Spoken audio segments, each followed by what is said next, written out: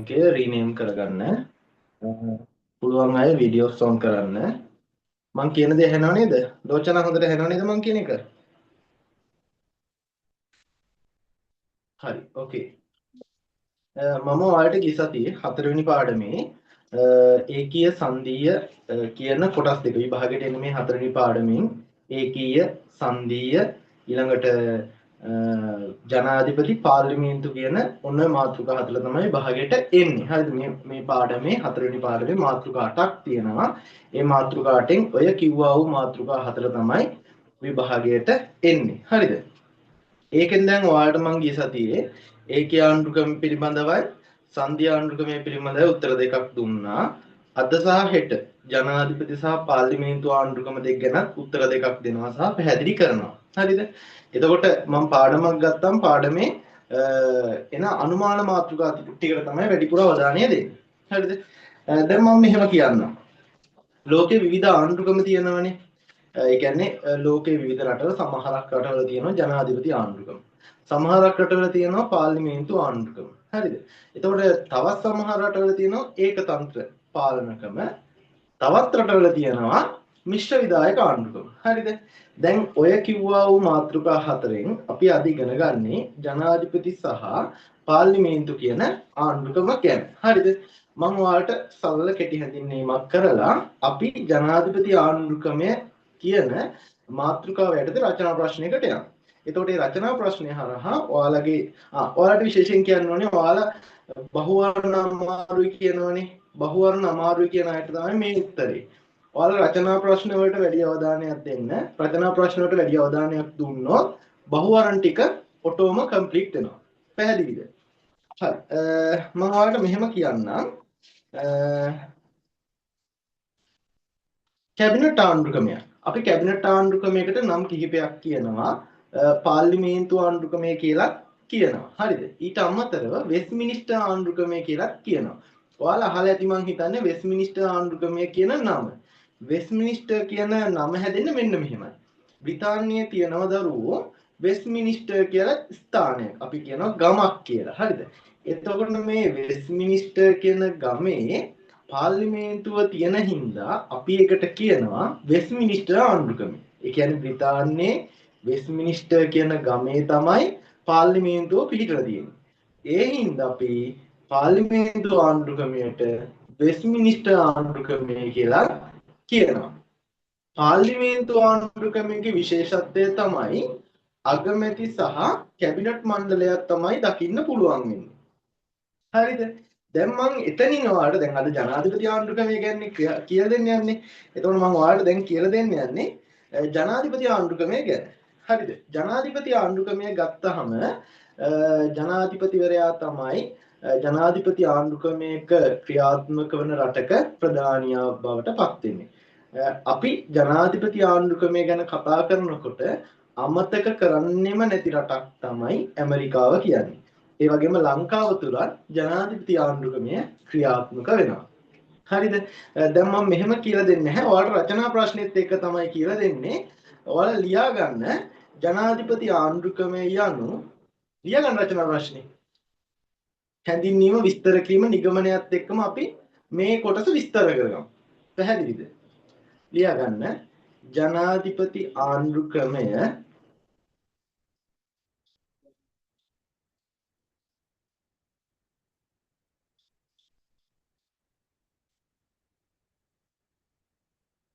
යනු කුමක්දයි පැහැදිලි කරන්න.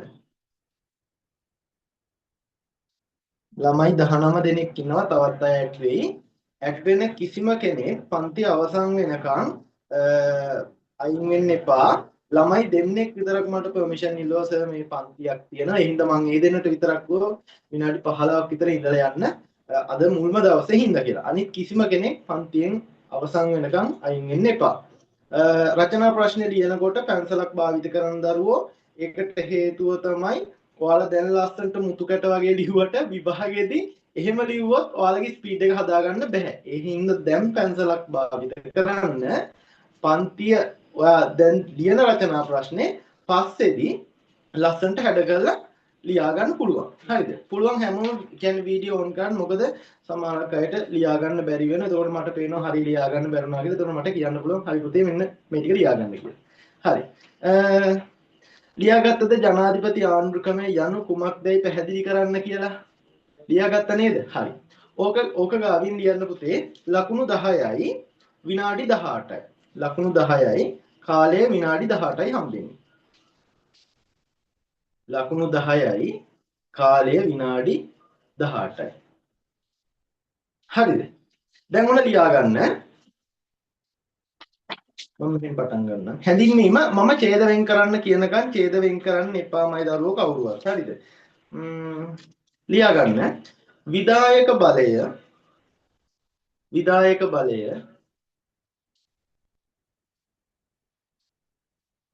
ක්‍රියාවට නගන ආකාරය අනුව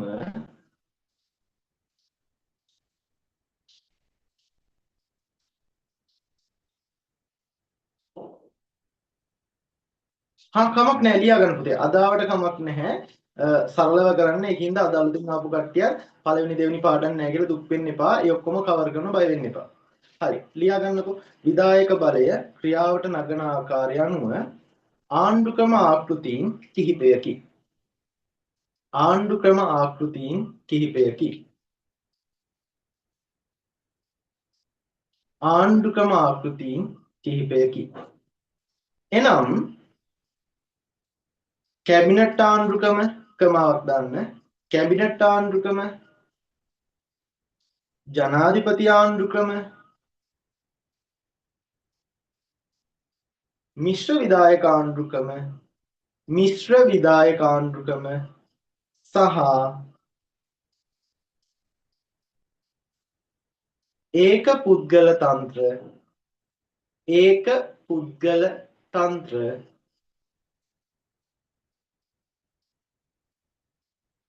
ආණ්ඩුක්‍රම වශයෙන් පෙන්වා දිය හැකිය. පෙන්වා දිය හැකිය.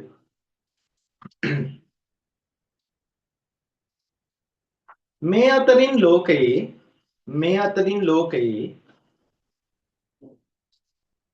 බහුලව භාවිතා කරන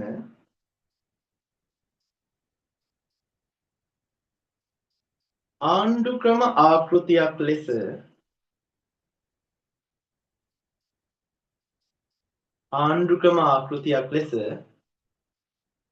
ජනාධිපති ආණ්ඩුක්‍රමය පෙන්වා දිය හැකිය. ජනාධිපති ආණ්ඩුක්‍රමය පෙන්වා දිය හැකිය.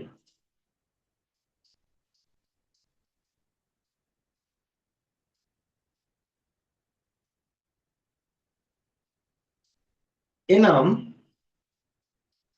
උදාහරණ ලෙස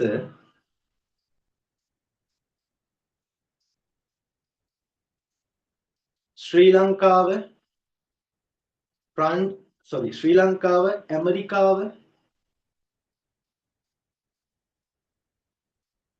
වැනි රටවල ජනාධිපති ආණ්ඩුක්‍රමය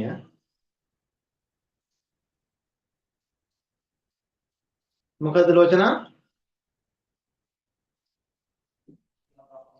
ශ්‍රී ලංකාව අනිත් වගේ ශ්‍රී ලංකාව, ඇමරිකාව වැනි රටවල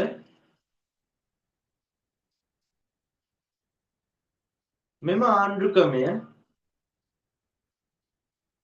ක්‍රියාත්මක වනු දැකිය හැකිය. හරිද? ක්‍රියාත්මක වනු දැකිය හැකිය. මම මේක මේ කියනත් මේ හැඳින්වීම කියලා ලස්සන කතාවක් කියනවා. මේ අද මේ සමහරක් ළමයි මට මැසේජ් දාලා ඒවට මම මැසේජ් රිප්ලයි ආවට පස්සේ ආයෙත් මට මැසේජ් නොකර හිටියා. මම ඊට පස්සේ ළමයිට කිව්වේ ළමයි ජීවිතයේ අවස්ථා හම්බෙන්නේ නැහැ අපිට. හැමදාම අවස්ථා හම්බෙන්නේ නැහැ. සමහරක් විට ඔයාලට අලුතෙන් ආපු අයට වගේම ඔයාලට හම්බෙච්ච හොඳම අවස්ථාව මගේ ක්ලාස් එක වෙන්න පුළුවන්. ඒ වගේම මට හම්බ වෙච්ච සහ හම්බ වුණු දක්ෂම ළමයෙක් වෙන්නත් ඔයාලට පුළුවන්කම තියෙනවා. ඒක හින්දා මම මගේ ජීවිතයේ අවස්ථා මගහැරලා තියෙනවා. ඒවට මම දුක් වෙන්නේ නැහැ. ඒකට මම ඉස්සරහට කිසිම අවස්ථාවක් මගහැර ගන්නෑ නැහැ. ඉතින් ඔයාලත් කියන්නේ ඔයාලගේ මෙතෙක් ජීවිතේ මගහැරිච්ච අවස්ථා ඇති. හැබැයි ඉස්සරහට කිසිම අවස්ථාවක් මගේ අරගන්න බෑ. හරිද? ඒ හින්දා මං කිව්වා ළමයි විනාඩි 15ක් හරි අලුතෙන් ආපු අය ජොයින් වෙලා බලන්න. හොඳ නැත්තම් ආයෙත් කිසිම දවසක ගෙන්න එපා. හොඳ නම් දිගට වෙන්න. කොහොම හරි ඒහෙකට ගොඩ දාලා දෙනවා කියලා. හරිද? හැඳින්වීම අවසන් නැහැ. දැන් තමයි හොඳම ටික ලියන්න. ඒ අනුව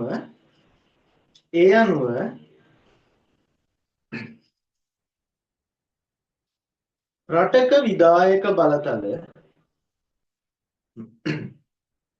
විධායක බලතල සියල්ලම ජනාධිපති තනතුර වෙත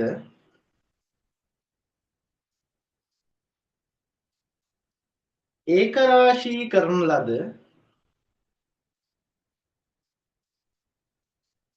විවස්ථාමය විධිවිධාන මගින් ලියාගන්න බැරිමත් කියන්න විවස්ථාමය විධිවිධාන මගින්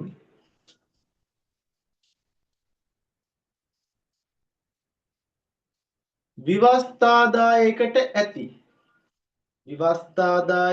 ඇති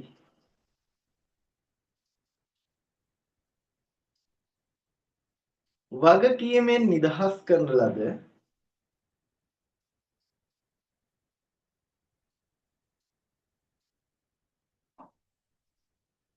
ස්වකීය දේශපාලන ප්‍රතිපත්ති වෙනුවෙන් ස්වකීය දේශපාලන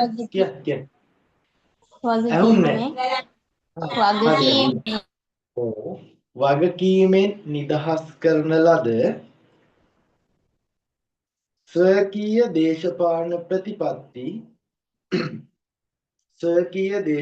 ප්‍රතිපත්ති වෙනුවෙන් වගකීමට බැඳී නැති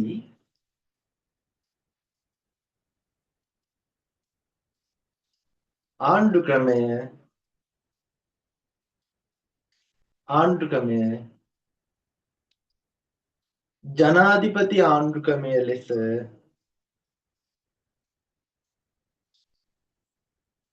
අධීශර ලියාගන්න බැරුණාද? හරි. ජනාධිපති ආණ්ඩුක්‍රමය ලෙස මහාචාර්ය ගානර් නිර්වචනය කරයි.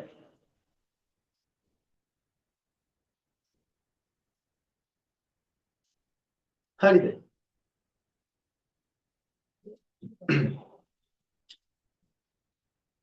ඉහත කරුණු අනුව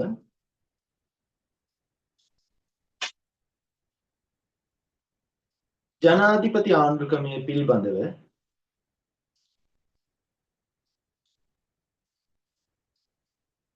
පැහැදිලිව හඳුනාගත හැකිය.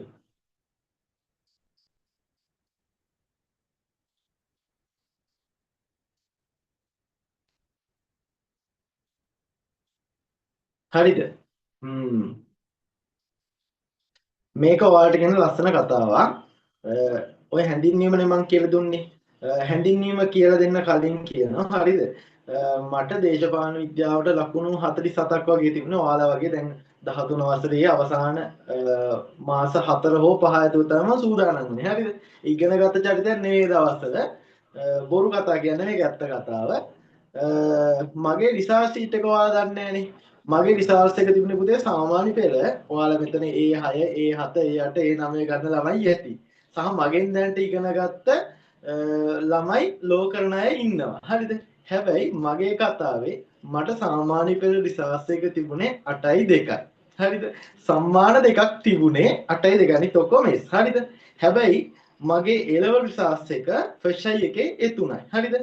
එතකොට මාත් එක්කම ලිව තව ළමයි හිටියා A5 ඒ සාමාන්‍ය පෙළට තිබුණා අය. හැබැයි එයාලා A level වල A1යි C2යි C2යි S1 කොහොම ගනිද්දි 8.2ක් ගත්ත මම උසස් පෙළ A3ක් ගත්තා. හරිද?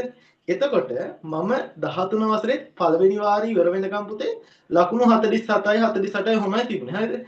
අපේ ඉතිහාස පන්තිය ගත්තාම ළමයි 200ක් විතර හිටියේ. ඉතිහාස පන්තිය මම කතාව කියන්නේ ළමයි 200ක් විතර හිටියා. මම ලකුණු 37යි. මොනම මගුලකටවත් පුතේ ඔය ලකුණු වැඩි වෙන්නව නෑ. හරිද? එක දවසක් ලකුණු 10ක් වැඩි වුණා. ඔය ලකුණු 10 වැඩි වෙච්ච එක ගැන මට එදා මාරම සතුටුයි.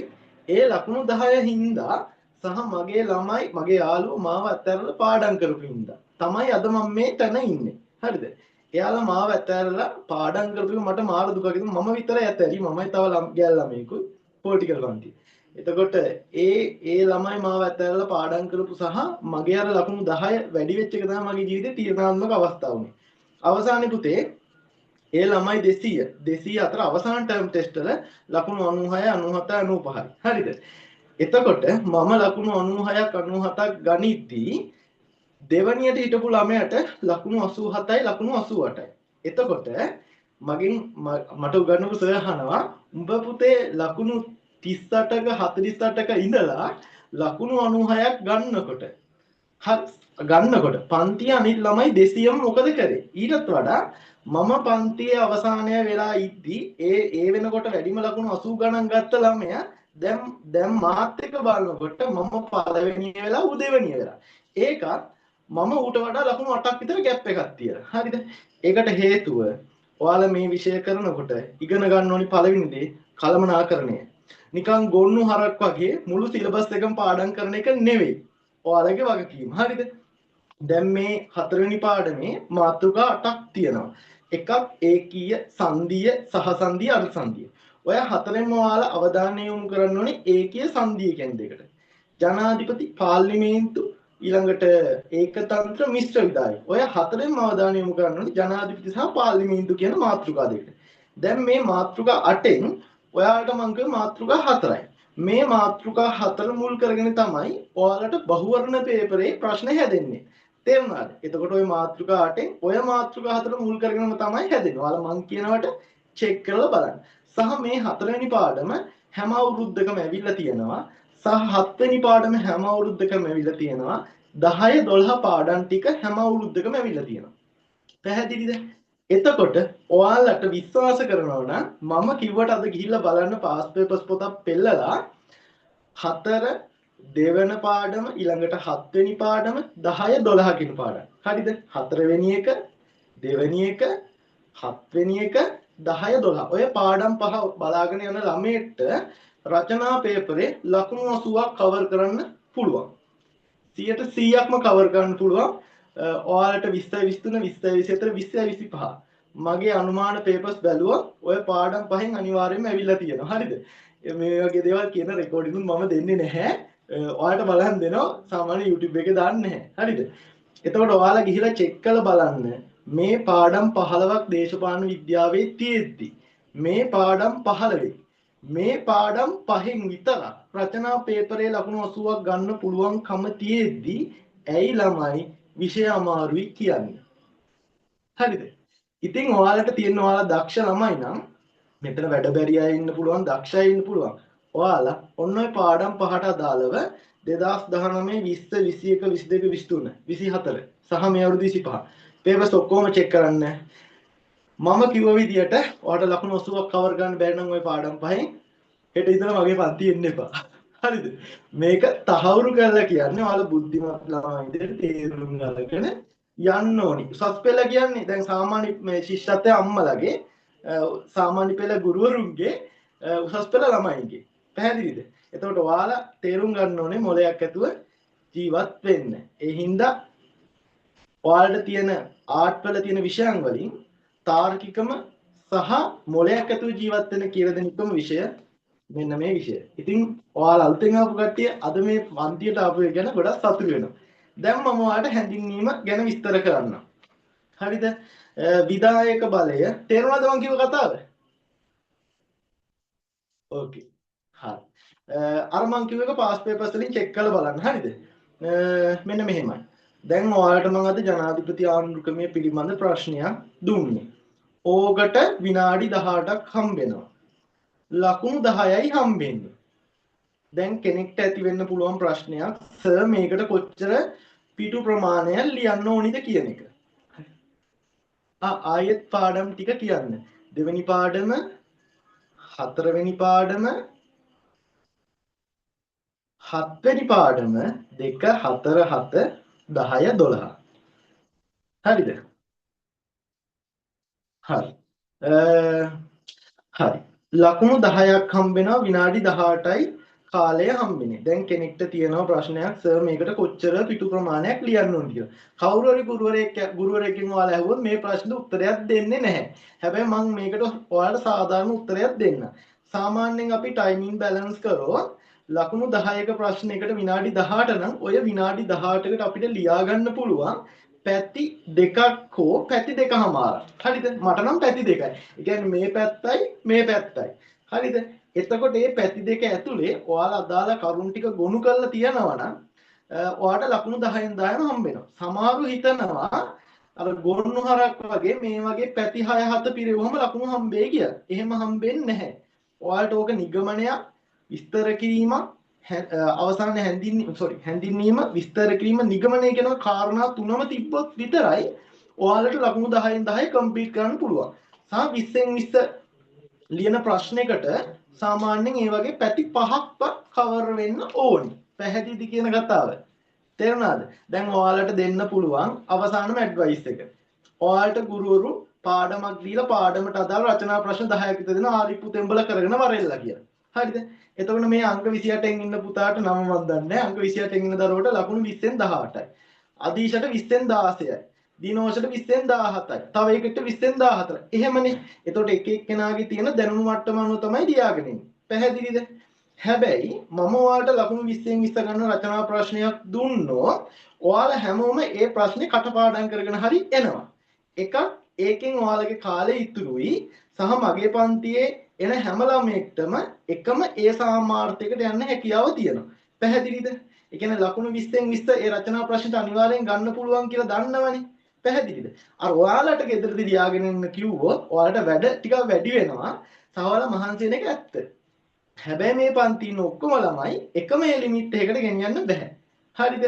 මගේ ෆස්ට් කියන්නේ මගේ 20 23 ළමයි 17ක් හිටියා. A8යි B7යි C2යි. පැහැදිලිද? මාස 6කින් සූදානම් කරේ. ගිය අවුරුදු රුඩින් අවුරුද්දේ ළමයි 50ක් ලිව්වා AB 35යි. එතකොට ඔන්න ඔය ක්‍රමවේදයේ හින්දා තමයි පන්තියේ ළමයි වැඩිපුර AB දාන්නේ. හරිද? සහ ඔයාලා දැන් පාඩම් කරන්නේ නැහනේ. ඔයාලට ජනවාරි මුල ඉඳලා මම අලුතෙන් වැඩක් පටන් ගන්නවා. ඔයාලට කටපාඩම් කරන පන්තියක්. හරිද? වයිට් බෝඩ් එකේ ලියලා කොටසින් කොටස මකලා දැන් ඒ කීය ක්‍රමයේ ලක්ෂණ ටික පාඩම් කරනවා වාසි ටික පාඩම් කරනවා වාසි ටික පාඩම් කරනවා කරුණු ටික විතරයි හරිද එතනින් මම ඔයාලට පොඩි ගැම්මක් දෙනවා ඔයාලා එතන ඉඳලා පාඩම් වැඩ ටික කරගෙන යන්න ඕනේ පැහැදිලිද කිව්ව කතාව හරි දැන් මෙතනින් එහා මම කිසිම දෙයක් කතා කරන්නේ නැහැ ඔයාලට රචනා ප්‍රශ්නට අදාළ උත්තරේ තමයි දෙන්නේ ඔයාලට ප්‍රශ්න තියෙනවා නම් මම පොඩි බ්‍රේක් එකක් දෙන්නම් ඒ වෙලාවට ඔයාලා අහන්න හරිද තේරුණාද දිනෝෂා ඕකේ and දිනෝෂා නේ and ඒන්ද දන්නේ හරි මොකක්ද දැන් මම ජනාධිපති ආණ්ඩුක්‍රමය ගැන කිව්වේ ලෝකයේ විවිධාකාර ආණ්ඩුක්‍රම ආකෘතීන් දකින්න පුළුවන් ඒ අතර විධායකය අනුව ආණ්ඩුක්‍රම ආකෘතීන් ටිකක් බිහි වෙනවා ඒ කියන්නේ අගමැති ඇතුළු කැබිනට් මණ්ඩලය මුල් කරගෙන කැබිනට් ආණ්ඩුක්‍රමයක් ජනාධිපතිවරයා මුල් කරගෙන ජනාධිපති ආණ්ඩුක්‍රමයක් පැහැදිලිද එතකොට එතකොට අගමැති සහ ජනාධිපති දෙන්නම එකතු වෙලා මිශ්‍ර විධායක ආණ්ඩුක්‍රමයක් සහ රජ කෙනෙක්ගේ පාලනයක් මුල් කරගෙන ඒකතන්ත්‍ර පාලනයක් විදියට ඔන්න ආණ්ඩුක්‍රම ආකෘති 4ක් නිර්මාණය වෙනවා. ආයෙත් කියන්නද? තේරුණාද? ජනාධිපති මුල් කරගෙන ජනාධිපති ආණ්ඩුක්‍රමයක්, අගමැති ඇතුළු කැබිනට් මණ්ඩලය මුල් කරගෙන කැබිනට් ආණ්ඩුක්‍රමයක් ඊළඟට ජනාධිපති සහ අගමැති දෙන්නගෙම සහයෝගයෙන් මිශ්‍ර විධායක ක්‍රමයක් සහ රජ කෙනෙක් මුල් කරගෙන ඒකතන්ත්‍ර පාලනයක් විදිහට ඕන්න ඔය විදිහට තමයි පාලන ක්‍රම ටික ගොඩනැගෙන්නේ. හරි. ඔන්න ඔය පාලන ක්‍රම අතරින් ජනාධිපති ආණ්ඩුක්‍රමය කියන්නේ ලෝකයේ බොහෝ රටවල් වල භාවිත කරන ආණ්ඩුක්‍රමයක්. උදාහරණයක් විදිහට ලංකාව තුල ජනාධිපති ආණ්ඩුක්‍රමය භාවිත කරලා තියෙනවා. එතකොට ඇමරිකාව තමයි දැනට ජනාධිපති ආණ්ඩුක්‍රමයට දෙන්න පුළුවන් හොඳම නිදසුන විදියට අපිට පෙන්වලා දෙන්න පුළුවන්. ජනාධිපති ආණ්ඩුක්‍රමයේ ක්‍රියාත්මක වන රටක විශේෂත්වයක් තියෙනවා. ඒක තමයි ආර්ථිකයේ ස්ථාවරයි වගේම දේශපාලනේ ස්ථාවරයි කියන එක. හරිද? ඔය කරුණ ටිකෙන් පස්සේ මම නිර්වචනයක් දුන්නා ගානං මහත්තයාගේ. එයා කියනවා රටක විධායක බලතල සියල්ලම එකම පුද්ගලයෙක් වටා ඒකරාශී වෙනවා නම් එයා විවස්ථාදායකට වග කියන්නේ නැත්තම් දේශපාලන ප්‍රතිපත්ති වලට වග කියන්නේ නැත්තම් එයා තමයි ජනාධිපතිවරයා. එයා ඉන්න රටට අපි කියනවා ජනාධිපති ආණ්ඩුක්‍රමයේ ක්‍රියාත්මක වන රටක් කියලා. තේරුණේ ඔයයිලට? තේරුණාද? ඕකේ. ඊළඟට ඔන්න දැන් හැඳින්වීම ඉවරයි. හැඳින්වීමෙන් පස්සේ අපි යමු විස්තර කිරීමට. මම ඡේද වෙන් කරන්න කියනම් ඔයාලා ඡේද වෙන් කරන්න එපා. දැන් ඡේදයක් වෙන් කරන්න. හැඳින්වීම ඉවරයි. හරිද? ලියන්න වෙනම ඡේදයකින්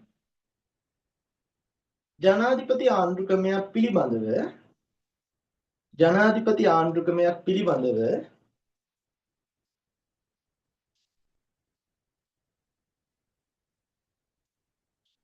අධ්‍යයනය කිරීමේදී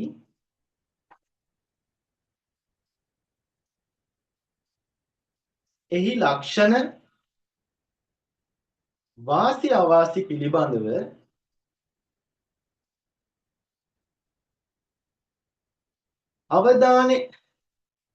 අවධානය දැක්වීම කියන්න නිමේෂා. හරි. අවධානය දැක්වීම ඊටම වැදගත් වේ.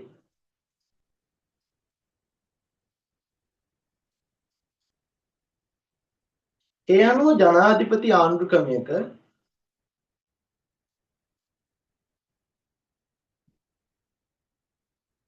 ලක්ෂණ හඳුනා ගැනීමේදී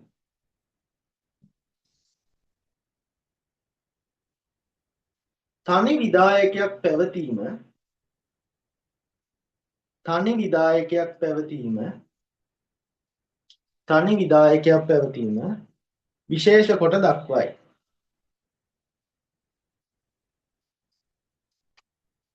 කොට දක්වයි. හරි. එනම් විධායක බලය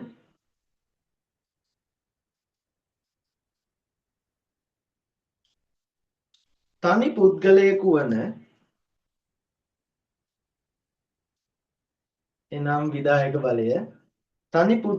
වන ජනාධිපතිවරයෙකුට හිමිවීම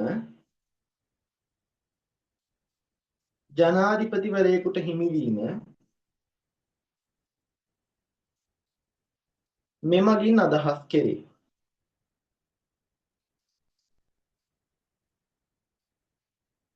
එමෙන්ම කැබිනට් ආණ්ඩුක්‍රමයක්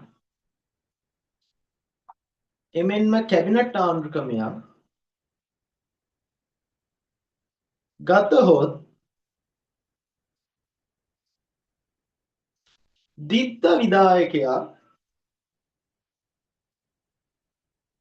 දිත්ත විධායකයා එම පාලන ක්‍රමය තුල දැකිය හැකිය.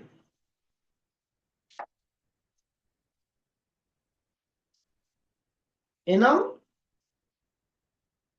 සත්‍ය විධායකය හා නාමික විධායකය වශයෙන්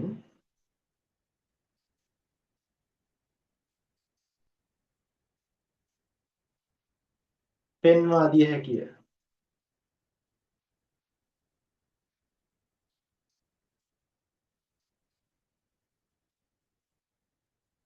එහෙත් ජනාධිපති ආණ්ඩුක්‍රමයක් තුල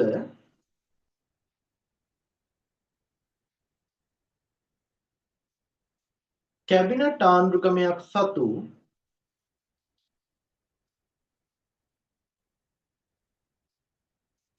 දිත්ත විධායකයේම බලය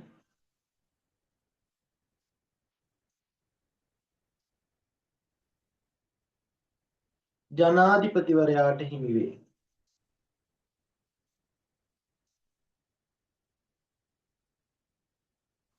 ඒ අනුව ජනාධිපතිවරයා මොකද පුතේ? ආයේ කොටස කියනවාද? එහෙත් ජනාධිපති කවුද ලෝචනා කියන්නකෝ ඒක පුතේ?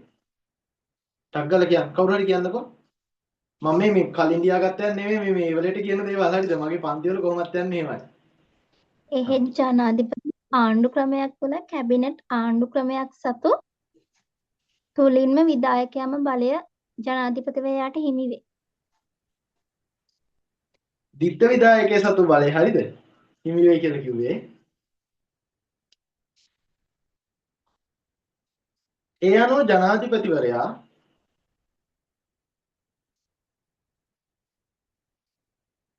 ආණ්ඩුවේ නායකයාය කමාවක් දාන්න රාජ්‍ය නායකයාය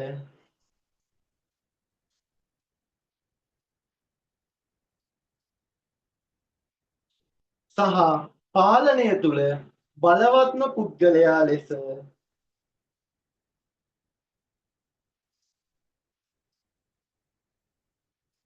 ඔහුට අභියෝග කළ හැකි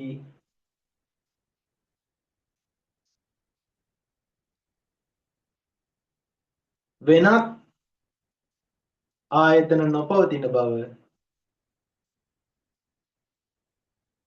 ඒ ටිකයි කියන්නද?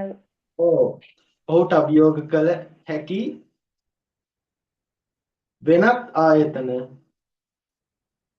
නොපවතින බව ඉන් අදහස් කෙරේ.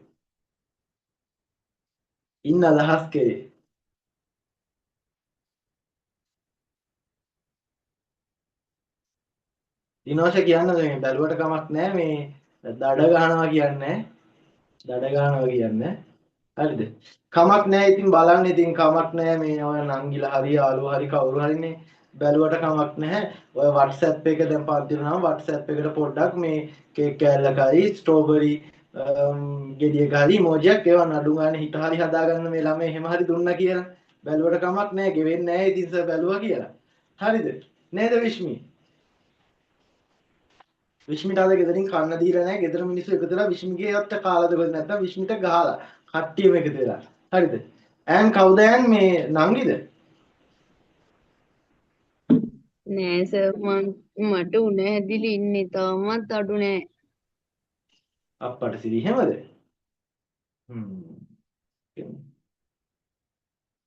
දිනෝෂ මේ පරණ වෛරක්කාර මිත්‍රයෙක් නේද ළඟපාත සැරිසරන්නේ? මං හරි නේද? yes. ඔව්. හිනාවෙන් පෙනියන්නේ මට සිනාවෙන් පේන්නේ එහෙම තමයි ඉතින් කම. ඕකේ. දෙන්න එක්කෙනෙක්ට කොහොම දෙන්නටම වැඩිලා හරි. සතුටුයි. ඊළඟ එක ලියාගෙන ඊළඟ ඡේදයෙන් එමෙන්ම ජනාධිපති ආණ්ඩු ක්‍රමයක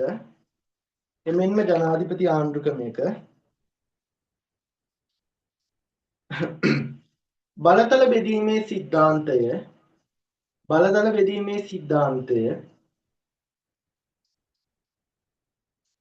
ක්‍රියාත්මක වේ.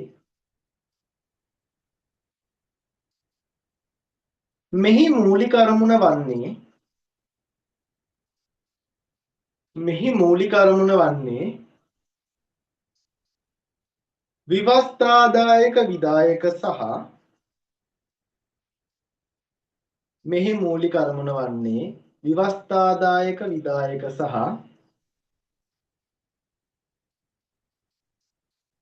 අධිකරණ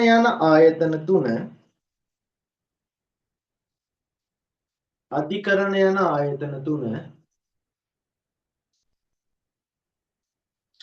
එකිනෙකින් වෙන් කරමින්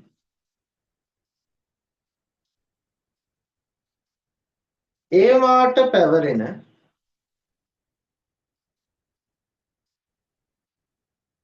බල ශේෂ්ත්‍ර තුල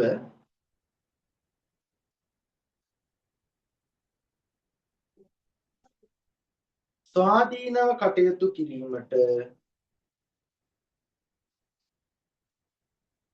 ඉඩ සලසා දීමය.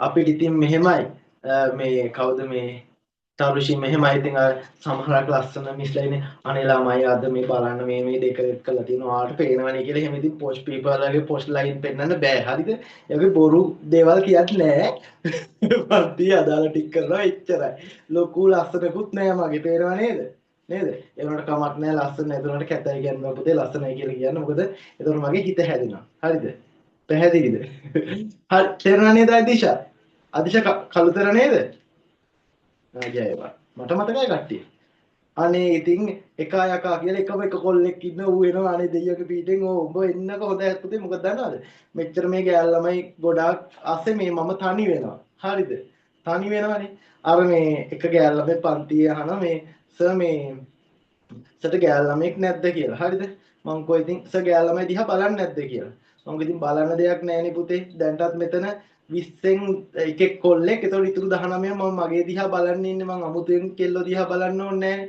නේද දිනෝෂා තේරෙනව නේද අදීෂා නේද ඉතින් මට ගෑල් ළමයි දැක්ක කියලා මෙහෙම හිත යන්නේ නැහැ එහෙම බය වෙන්න එපා හරිද උඹලා දැක්ක කියලා හිත යන්නේ නැහැ උඹලට බය වෙන්නෙත් නැහැ හරිද ඔයගේ ගොඩාක් නානා විදාකාරෝ එක එක චක්‍රවර්ති ඩයල් මම දැකලා තියෙන්නේ හරිද තේරුණාද ඒ හින්දා මේ තනිකඩ ඉන්නවා කියන්නේ මාර සනීපයි බෙදා හදා ගන්න ඕනේ කෑවද බිව්වද නෑවද කියලා බලන්න ඕනේ වියදම් කරන්න ඕනේ තේරුණා නේද දිනෝෂා කොච්චර සැහැල්ලු ජීවිතයක්ද කියලා ඒකින්ද ඔයාලා මං වගේ තනිකඩ වෙන්න බලන්න පැහැදිලිද හරි කමක් නෑ අවසන් කරේ ඒවාට පැවරෙන බලශේෂ තුල ස්වාධීනව කටයුතු කිරීමට ඉඩ සලසා දීමේ කියලා නේද එහෙම නේද ක්ලාස් එක ඉවර වෙන වෙලාවක් අහනද දුක නැද්ද 9ට වගේ ඉවර වෙනවා හරි එතනටම ලියන්න ඒ අනුව ජනාධිපති ආණ්ඩුක්‍රමයක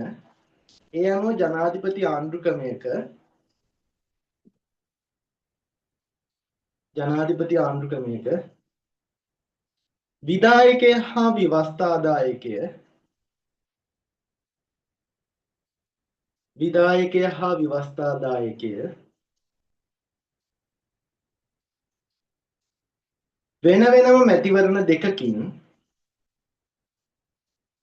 වෙන වෙනම මැතිවරණ දෙකකින් තේරීපත් වෙයි.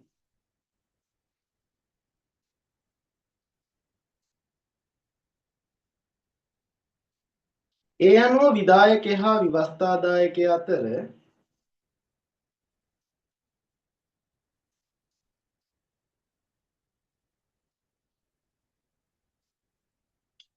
දැඩි සම්බන්ධයක් දක්නට නොලැබෙන අතර ඒ අනුව ව්‍යවස්ථාදායකය හා විධායකය අතර දැඩි සම්බන්ධයක් දක්නට නොලැබෙන අතර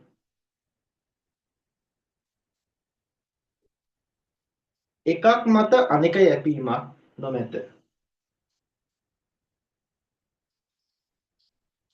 මත අනෙක යැපීමක් නොමැත.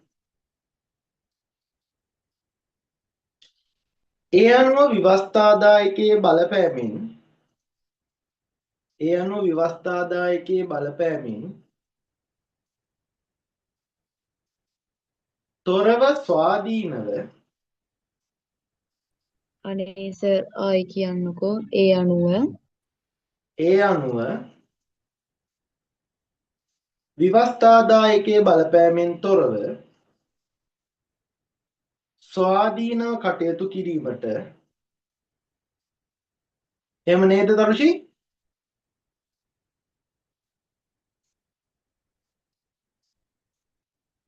හරිද?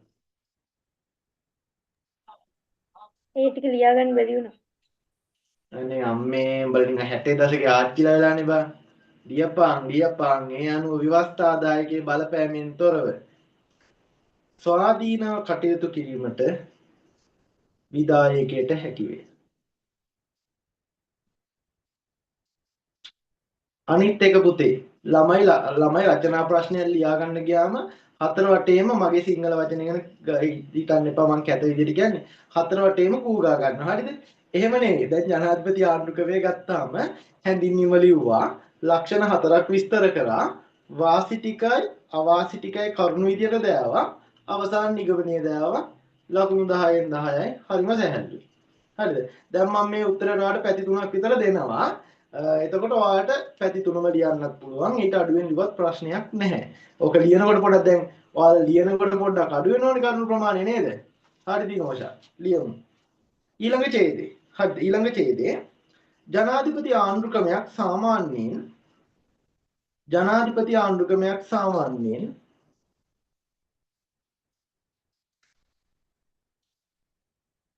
ස්ථාවර ආණ්ඩු ලෙස සලකයි.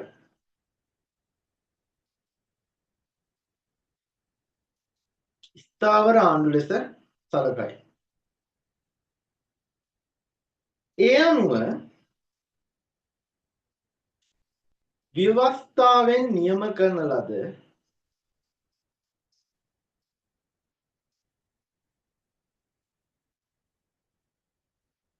කාලයක් සඳහා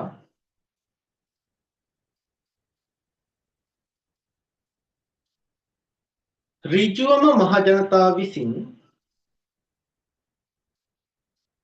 ජනාධිපතිවරයාව තෝරා පත් කරගනී.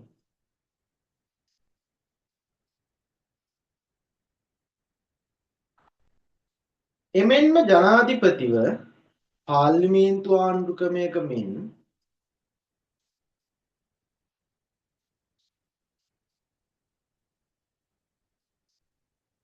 විශ්වාස භංග යෝජනාවකින්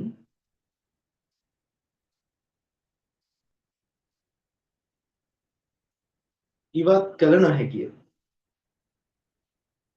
කළ නොහැකිය.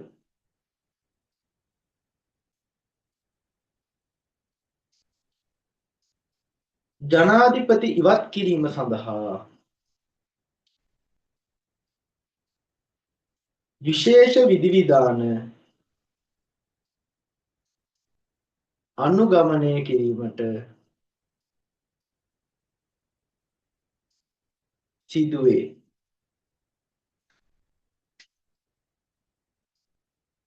එබැවින් ජනාධිපතිවරයා ඉවත් කිරීම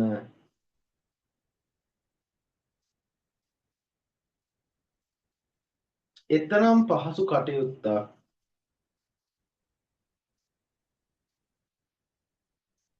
නොවන බැවින් ජනාධිපති ආණ්ඩුක්‍රම දැඩි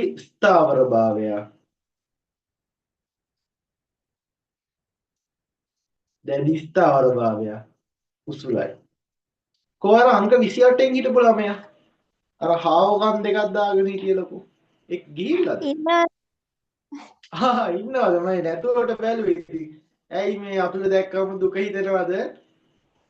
අර වීඩියෝ ඔන් කරගෙන ඉඳලා ඒ ළමයි ගියාම හරි දුකයි යන්නේ. බලන්න මේ සර්ගේ සිනිඳු හිත ඉදවන්න එපානේ. අවසාන ලක්ෂණය. හරිද? අවසාන ලක්ෂණය අනේ. තව දෙකක් දෙන්න. දැන්ට කොච්චර පිටු ගිහිල්ලා තියෙන්නේ ලෝචන? පැති කීයක් ගියාද? කවුරුහට ටක් ගාලා මට පෙන්නන්න. පැති දෙකක් ඉවරද? දෙකක් ඉවරයිද? සීරියස්ද? ඔඩි මේ හරි කමක් නැහැ. ලියා ගන්නකො. අන්තිම එක චුට්ටක් කියන්නකො. අන්තිම එක මොකද්ද? දැඩි ස්ථාවරතාවය. උසුලයි. ආදිශ පිටු දෙකක් පැති දෙකක් ගියාද පුතේ? බොරු නේද මෙයාලා කියන්නේ? සිරා ගියාද? එయ్యකෝ කලින් කිව්වේ නැත්තේ. තව ටිකක් අඩු කරනවානේ. හරි කමක් නැහැ. මේක ලියාගමු ඈ. මේ අවසාන එක අවසාන වෙනම ඡේදකින් ලියන්න. ජනාධිපති ආණ්ඩුක්‍රමයක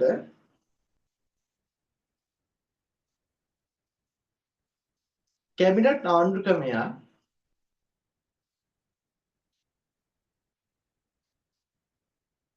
ක්‍රියාත්මක වුවද ඉනෝෂට බඩගිනි වෙලාද කොහෙද දරුවා මේ ඒ දරුවා සැරින් සැරේ කුස්සිය දිහා බලන. අනේ කමක් නෑ පුතේ. එහෙම තමයි යා බඩගින්න ඉස්සරහට තියාගෙන වැඩ කරන මිනිස්සු තමයි මේ ඒ සාමාර්ථයට යන්නේ. දැන් බයි නැති රෙද්ද තමයි සර්ගේ මේ බඩගින්න ඉස්සරහට තියාගෙන ඒ ගන්න පුළුවන් කියලා.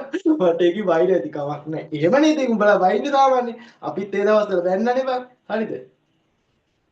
මට ඉස්සෙල්ලාම හිත කියපන් ඉස්කෝලේ ටීචර් කෙනෙක්ට බොරු කියනවට නැහැ ඉගෙන ගන්න කාලේ. ඒ මිස්ටර් විරුකල ඒ මිස් එදායින් පස්සේ ඉස්කෝලේට ආවේ. එහෙම සීන් එකක් උනේ ඈ. ඒකින්ද කමක් නැහැ. අදිශ ලියා ගන්න. මගේ දිහා මාව කන්න වගේ බලන් ඉන්නේ නැතුව. මොකද්ද ලියුවේ ජනාධිපති ආණ්ඩු ක්‍රමයක කැබිනට් මණ්ඩලයක් ක්‍රියාත්මක වුවද එච්චරද ලියුවේ? ඕකේ. එය පාර්ලිමේන්තු ආණ්ඩු ක්‍රමේ පේපර් කරනවා සුභාෂිනී. එය පාර්ලිමේන්තු ආණ්ඩු ක්‍රමේ කැබිනට් මණ්ඩලය මෙන්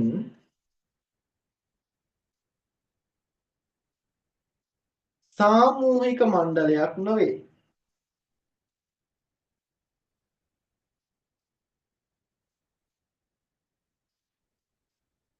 එහෙත් පාර්ලිමේන්තු ආණ්ඩු ක්‍රමයක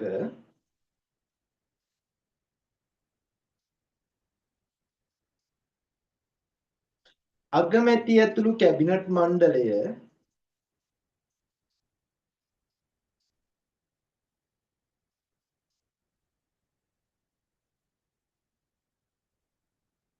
සාමූහික වගකීම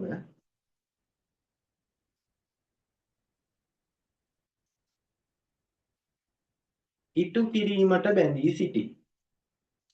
සර් ඒක ආයේ කියන්නකෝ. කාටද කියන්න ඕනේ?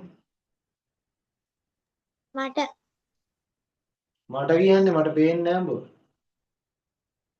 නවත් එක කියන්න. නඳුනීට ආන්නේ මේ නිට්ටපුවේ ඩයල් එක නේද? ඕ දැන් බලන්න. කෙල්ලගේ හිත කරන නිට්ටපුවේ ඩයල් එක කිව්වනේ. හරි. මොකක්ද අවසන් කරේ? මේ සඳුනිට කොතෙන්ද දාන්නේ? එහෙත් පාර්ලිමේන්තු ආණ්ඩු ක්‍රමය ඉඳා එහෙත් පාර්ලිමේන්තු ආණ්ඩු ක්‍රමයක අගමැති ඇතුළු කැබිනට් මණ්ඩලය සාමූහික වගකීම ඉටු කිරීමට බැඳී සිටී.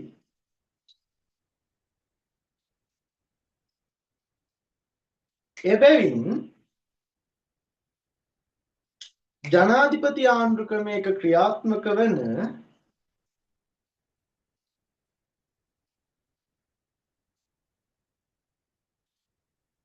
කැබිනට් මණ්ඩලය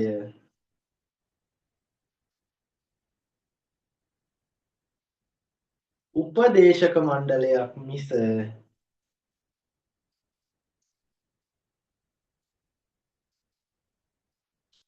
ප්‍රතිපත්ති තීරණය කිරීමේ බලයක් හිමි අය නොවේ.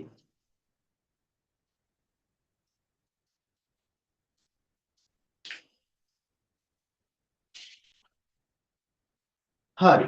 ඔන්න ලක්ෂණ ටික ඉවරයි. ලක්ෂණ 4ක් කිව්වා. දැන් ඔයාලට වාසි ටික වෙනමයි අවාසි ටික නෙමෙයි. සර් මම අද ක්ලාස් එක මට කලින් නෝට්ස් ගන්න පුළුවන්ද? යා ගන්න පුළුවන්. බෑ කිව්වේ නෑනේ. දෙන්න බෑ කිව්වනම් ඔන්න තරහ වෙන්න ඕනේ. එහෙම බෑ කියන්නේ නෑනේ. හරි. දැන් ඔය ටික ඉවරයි. දැන් වෙනම ලියන්න තරුවක් දාලා ලියන්න ජනාධිපති ආණ්ඩු ක්‍රමේ යහපත් ලක්ෂණ කියලා. ඒ යටතේ 1 2 3 4 දාලා වාසි ටික ලියාගන්න. තරුවක් දාලා ලියන්න ජනාධිපති ආණ්ඩු ක්‍රමේ යහපත් ලක්ෂණ. තනුජා ඔයා ඉන්නවද? අභි එහෙම ඉන්නවද අද? නෑ අපෝ. මවුල් විතරයි පේන්නේ.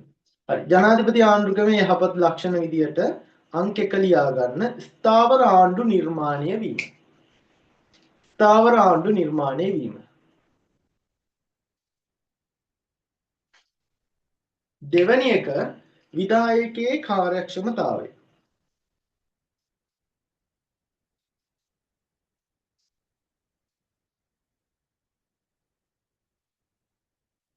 තුන්වෙනි එක බහු සමාජ ක්‍රමයක් හා බහු සමාජ ක්‍රමයක් හා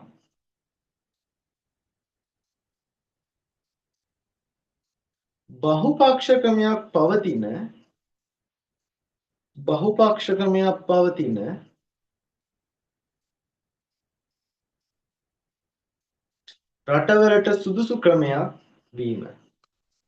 රටවලට සුදුසු ක්‍රමයක් වීම. හතරවෙනි එක ලියා ගන්න. දේශපාලන අර්බුදවලට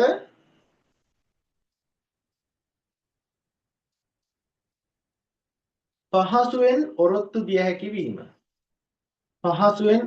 දිය හැකි වීම. දේශපාලන අර්බුදවලට පහසුවෙන් ඔරොත්තු දිය හැකි වීම.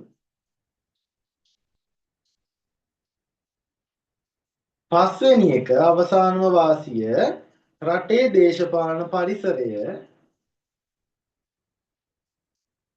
රටේ දේශපාලන පරිසරය සාමකාමීව ගෙන යා හැකි වීම.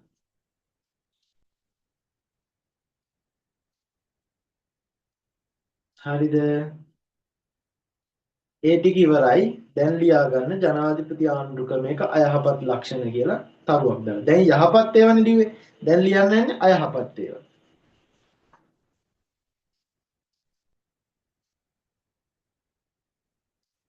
තිස්ස මහරාමේ ළමෙක් හිටිය අලුතින්. කවුද එයා? ඉන්නවද? ඔව් සර් ඉන්නවා. නම් මොකක්ද? ඉමල්ෂා ගිම්හානේ. ඔන්නයි උඩින් ඉන්නේ ජී.බී. ලෝචනා කියලා. ලෝචනත් ඔය තිස්ස මහරාමමයි ඈ. ලෝචන අම්මට සිරිස පැත්තකෙද්ද කියලා. හරි. සඳුනි ලියාගත්තද සඳුනි?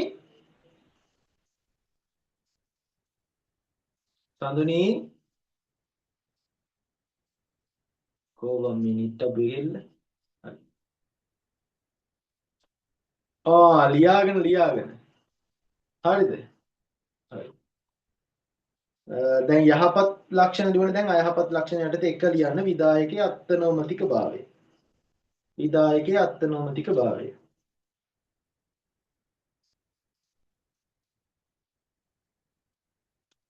දෙවෙනි එක ලියා ගන්න ලෝචන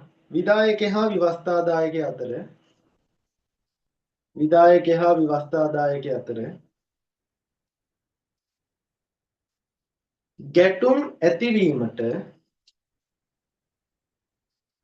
ගැටුම් ඇතිවීමට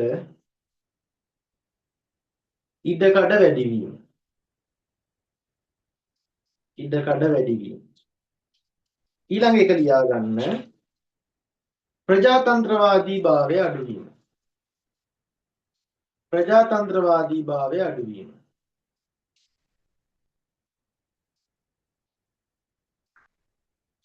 අවසාන එක විවස්ථාදායකයේ තත්ත්වය දුර්වල වීම.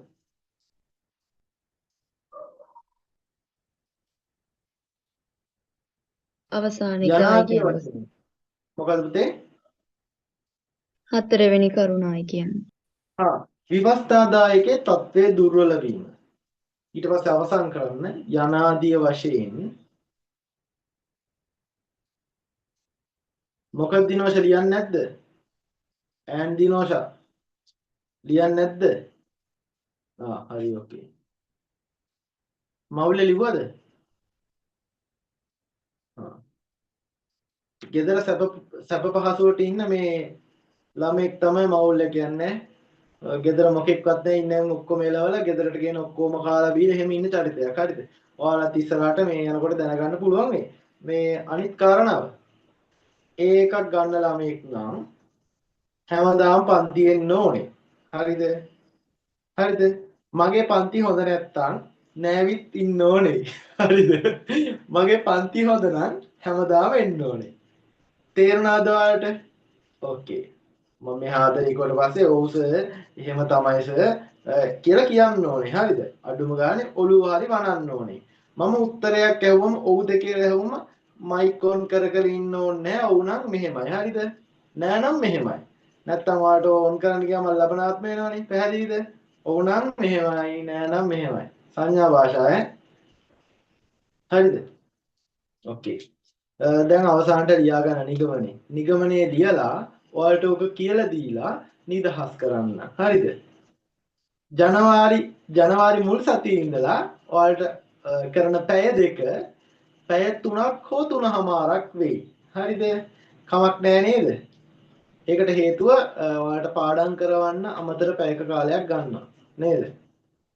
වෙන එකෙක් දැක්කොත් මට පිස්සු කියලා හිතයි. උඹලට පාඩම් කරලා යවන්නේ නෑනේ වෙන පන්තියකනේ.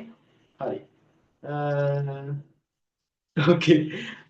අනිත් කාරණාව දැන්ට group එකේ මේ Zoom එකේ ළමයි 20ක් ඉන්නවා. සහ අද නොවිච්ච ළමයි මං හිතන්නේ 7-8 දෙනෙක් විතර මට මැසේජ් දාලා තිබුණා වෙන ක්ලාස් තියෙනවා කියලා. මෙහෙමයි පළවෙනි ළමයි 50 දෙනා. ගොඩක් දුරට බදා දෙනකොට ළමයි 50ම කම්ප්ලීට් වෙයි කියලා හිතනවා. ඒ 50 දෙනාටම විභාගය දක්වාම රිවිෂන් තියරි දෙකටම 1500යි ගන්නෙ. ගිය සැරේ ළමයිගෙන් මම රිවිෂන් තියරි දෙකටම 3000 ගත්තා. හැබැයි මේ දවස්වල ගම් වතුර නායන් ඒව හින්දා ගොඩක් අය අපහසුතාවයට පත් වෙලා ඉන්නවනේ. ඒ හින්දා දැන් සමහර ගොනේ දෙසැම්බර් මාසේ විතරයි. ජනවාරි මාසේ විතරයි. හැබැයි පළවෙනි ළමයි 50 දෙනාට විතර විභාගෙ ලියලා ඉවර වෙනකම්ම ඒ කියන්නේ අගෝස්තු වල 26 ළමයින් විභාගෙ ලියලා ඉවර වෙනකම්ම මාසේ පන්ති 31 රිවිෂන් තියරි 1500 ගන්නේ දෙකටම. පැහැදිලිද? හරි. ඒ වගේම මාසේ ඒ අයට මම ඒ වාසිය දෙනවා වගේම එයාලා දැනගන්න ඕනේ මාසේ පළවෙනි සතිය වෙනකොට ඒ කියන්නේ 7 වෙනිදා වගේ වෙනකොට ඒ පන්ති පීස් එක ගෙවන්න. මොකද ඔයාලා හෝල් ක්ලාස් කියොත් 2500ක් හෝ 3000ක් ගන්නවා පන්ති පීස් එක විතරක් කියන්නේ නේ ගාස්තු වෙලෙන්න වෙන ක්ලාස් එකට කියොත් රිවිෂන් තියලා ඔය ගණන් ගන්නවා. හරිද? ඒක හින්දා තමයි ඔයාලට ඔක කියන්නේ. ඉතින් නෝට් ටික ඔයාලට PDF විදිහට තමයි හම්බෙන්නේ. හරිද? තප්පරයක් දෙන්න දරුවෝ.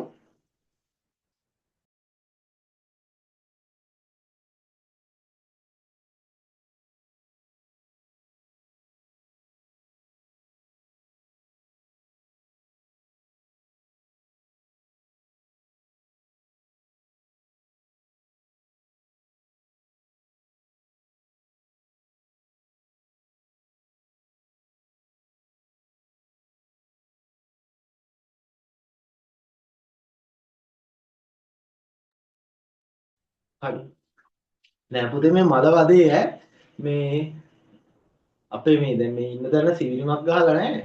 කොහෙන් හරි මොකෙක් හරි සතෙක් ඇවිල්ලා අනේ මන් දන්නේ කණේ වැහුවා බලන්නකො උන්ටත් වහන්න දැන් නැහැ. මේ වැදගත් විදිහට උගන්නගෙන යනකොට මොකෙක් හරි එකේ ක්ලාස් එකේ ස්ථිර දවස් අම්මට කියන්න පුතේ. ස්ථිර දවස් සඳුදා අඟහරුවාදා බදාදා. හරිද? 7 ඉඳලා 9. 7 ඉඳලා 9. 7 ඉඳලා 9 දවස් තුනේම ඔය ටයිම් තමයි වැටි වුණොත් 9:00මාර වෙයි. ඕකේ හරි. තව ළමෙක් අහනවා සර් කෙටි ප්‍රශ්න කරන්නේ නැද්ද කියලා. ඒක මෙහෙමයි. දැන් 4 වෙනි පාඩමට අදාළව මම අලුතෙන් ඇඩ්ඩුණු කට්ටියට මේ පාඩමෙන් භාගයක කෙටි ප්‍රශ්න තුල පේපරයක් දීලා ඇති. ඒක හැමෝම කරලා මට එවන්න නෝට් එක බලාගෙන ඒක කළේ වුණාට පස්සේ ඉතුරු පාඩමේ ඉතුරු ටිකට අදාළ කෙටි පේපරය දෙනවා. හරිද? එතකොට දැන් 4 වෙනි පාඩමනේ. ඊළඟට 5 වෙනි පාඩමට ගියාට පස්සේ ඔයාලට 12 වසරේ දෙවන වාරයට අදාළව සියලු පාඩම් ටික කරලා පාඩම් 5යිනේ. ඒ පාඩම් 5ට අදාළව පළාත් පේපර්ස් 10ක් විතර කරනවා. ඒ කරලා ඊළඟට ඔයාලට 6 7 8 9 10 පාඩම් ටික කරනවා. ඒ පාඩම් ටිකට අදාළව 13 වසරේ මුල් වාරයට අදාළ පේපර්ස් 10ක් විතර කරනවා. අවසානයේදී පාඩම් 15ම ඉවර කළා. ඔයාලට 13 වසරට අදාළ පාස් පේපර්ස් ටික 2019 ඉඳලා 2025 දක්වා පාස් පේපර්ස් ටික කරනවා සහ පළාත් 9ට අදාළව ගිය අවුරුද්දේ පළාත් පේපර්ස් 9 කරනවා. හරිද? සාමාන්‍යයෙන් ඔයාලට පන්ති අවසාන වෙනකොට පේපර්ස් 50ක් විතර කවර් වෙනවා. මොකද ලොකුවට නිකන් බොරුවට පේපර්ස් 100 200 හැම කරනවා කියලා කියන්නේ නැහැ. එච්චර මේ විෂය අමාරුත් නැහැ. හරිද? මේ විෂය හරි ලේසි. ගුරුවරු තමයි ළමයිට වවම් කන්නේ.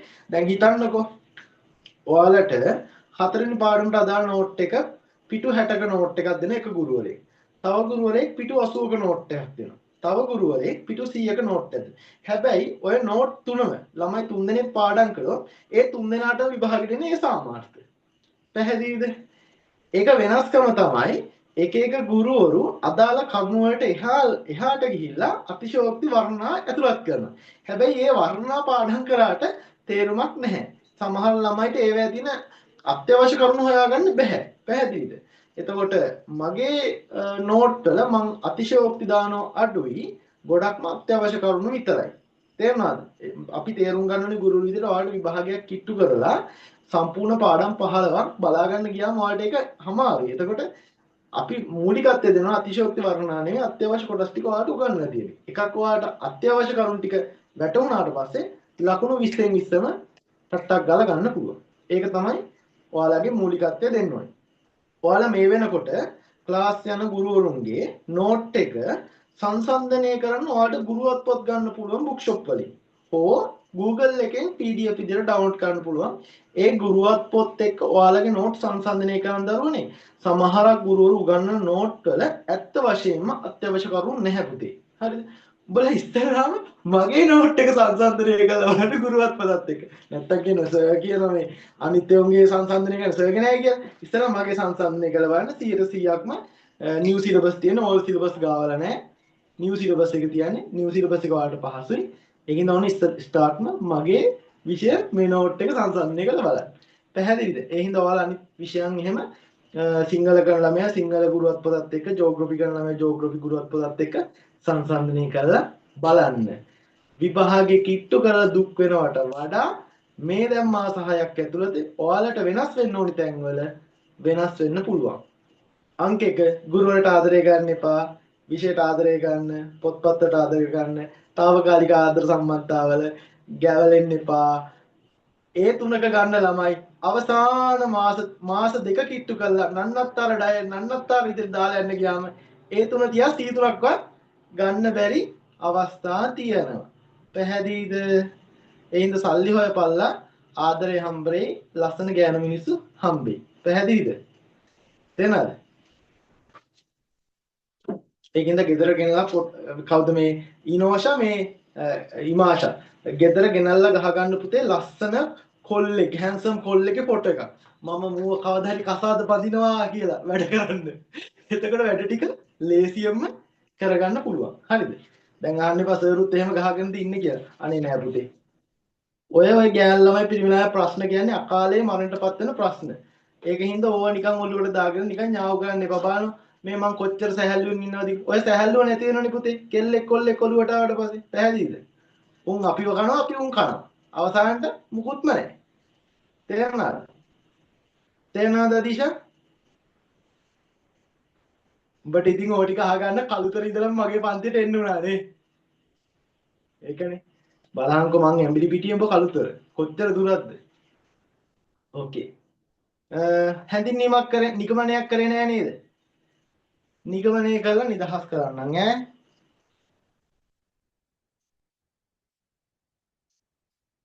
ඕකේ. අවසානට ලියන්න නිගමනය.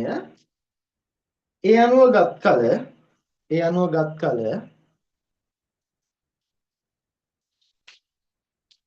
ජනාධිපති ආණ්ඩුක්‍රමයක් යනු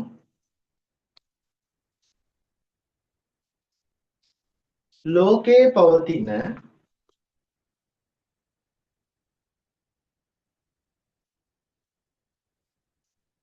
ආණ්ඩුක්‍රම අතුරින් සාර්ථකම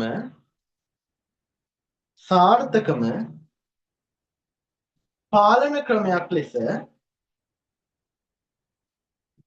පෙන්වා දිය හැකිය.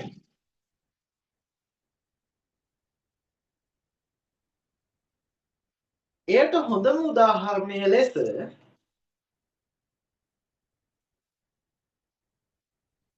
ලෝකයේ බලවතා ලෙස සැලකෙන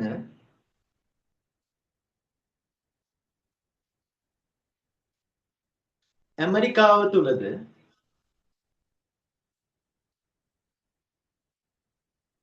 ක්‍රියාත්මක වන්නේ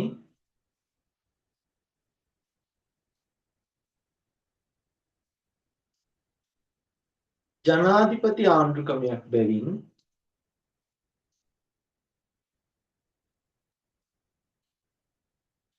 ඒ පිළිබඳව මනාව පැහැදිලි වේ.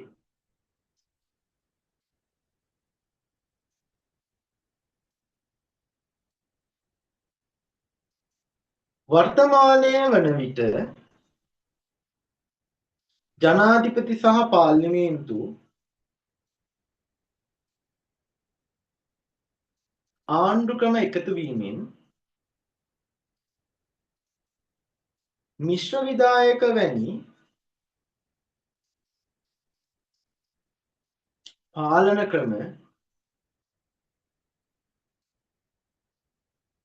ප්‍රංශය වැනි රටවල් මුල්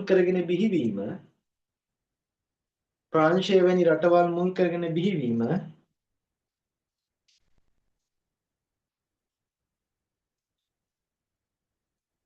පෙන්වා දිය හැකිය.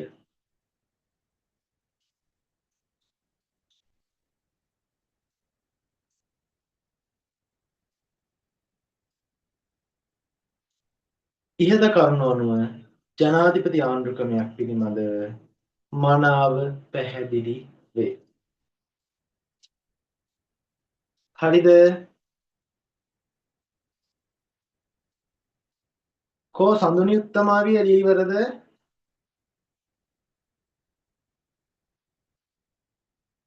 ඕකේ. අදීෂා කොච්චර ලියලා හොඳ ළමයි. අදීෂා කොච්චර මේ ප්‍රති ප්‍රමාණයක් ගියාද පුතේ?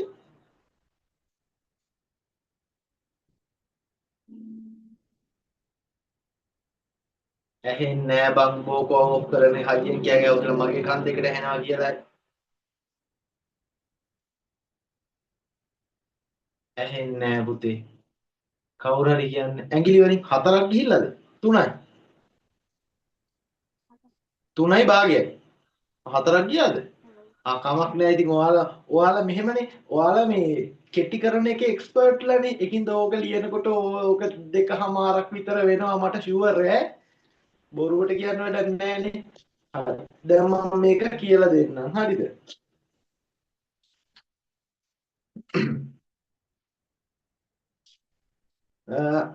තවලා මේ කිලෝස පළවෙනි පාඩමේ දෙවෙනි පාඩමේ තුන්වෙනි පාඩමේ හතරවෙනි පාඩමේ නෝට් දෙන්න තියෙනවා. අතිශයින්ම දෙනවා PDF වශයෙන් දෙනවා.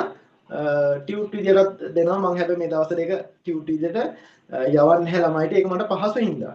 මේ මෙහෙමයි දෙන්නේ. පළවෙනි පාඩමේ නෝට් එකේ PDF එක නැති අය මගෙන් ඉල්ල ගන්න. හැබැයි පළවෙනි පාඩමේ නෝට් එක දුන්නාට පස්සේ සර් දෙවෙනි පාඩමේ නෝට් එක ඕනි කියලා ඉල්ලනවා. හරිද? ඒක දෙන්නේ මෙහෙමයි. පළවෙනි පාඩමේ නෝට් එක දුන්නාට පස්සේ ඒකට අදාළව මම දෙන්න පැවරුම කරලා දෙන්න ඕනේ. ඊට පස්සේ තමයි දෙවෙනි පාඩමේ නෝට් එක දෙන්නේ. ඒකේ පැවරුම කරලා දුන්නා පස්සේ තමයි තුන්වෙනි පාඩමේ දෙන්නේ. නැත්තම් නිකන් දුන්නාට පස්සේ ඔකුම් බලන්නෙත් නැහැ. මට වැඩකුත් නැහැ. නැද්ද තරුෂි? මං කියන එක හරිනේ පුතේ.